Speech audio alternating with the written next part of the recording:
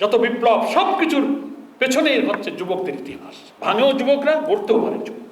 আবার Nazrul opposite counter কথা বলছেন, বহু বৃদ্ধকে আমি দেখেছি যার বার্ধক্যের জীর্ণ আবরণের নিচে মেঘলুপ্ত সূর্যের মতো প্রদীপ্ত যৌবন। সূর্য যেমন মেঘে ঢাকা থাকতে পারে, কিন্তু সূর্যের আলোয় সেটা প্রদীপ্ত থাকে। মেঘ সরে গেলে সূর্যের আলো দেখা যায়। বহু বার্ধক্যের আবরণের নিচে সেই সূর্য লুপ্ত থাকে। দেখবেন আপনি 60, 65, 80 বছরের বয়সের মানুষ আছে মিছিলের সামনে চলে যেতে চায়, কিন্তু দেখছেন কেন বলেন? যুবকরা পারে না। আমার ওখানে একজন মুরব্বী ছিলেন, জেলা আমির। আমি তাকে বলতাম যে আপনি মিছিলে আসেন কেন?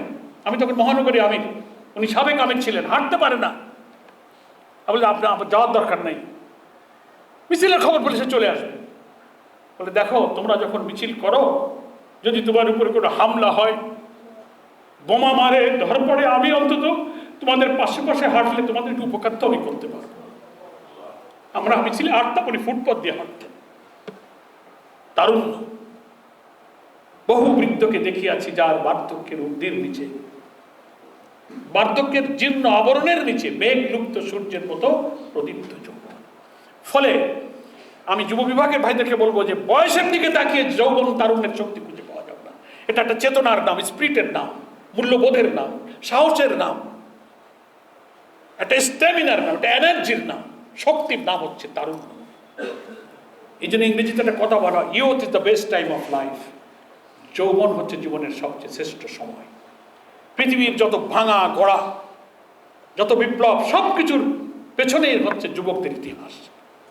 ভাঙেও যুবকরা, গড়তেও পারে যুবকরা। আমার প্রিয় ভাইরা, আমার সময়ও শেষ হয়ে গেল। আমি আপনাদেরকে আমিরি জামাতের পক্ষ থেকে শুকরিয়া মোবারকবাদ জানাচ্ছি, তার জন্য দোয়া চাইতেছি, আমাদের জন্য দোয়া চাইতেছি।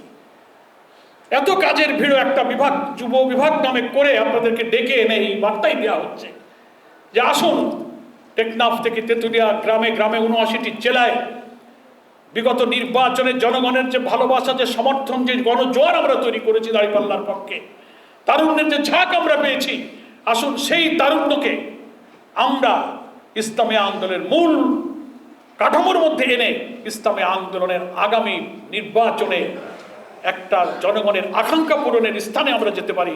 সে অজেয় শক্তিতে এই যুব বিভাগকে যেন আমরা গড়ে তুলতে পারি।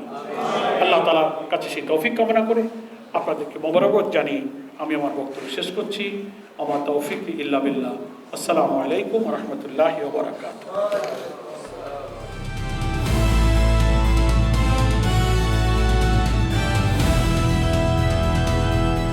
দিনাজপুর টিভি, মানুষের জীবনের কথা বলে।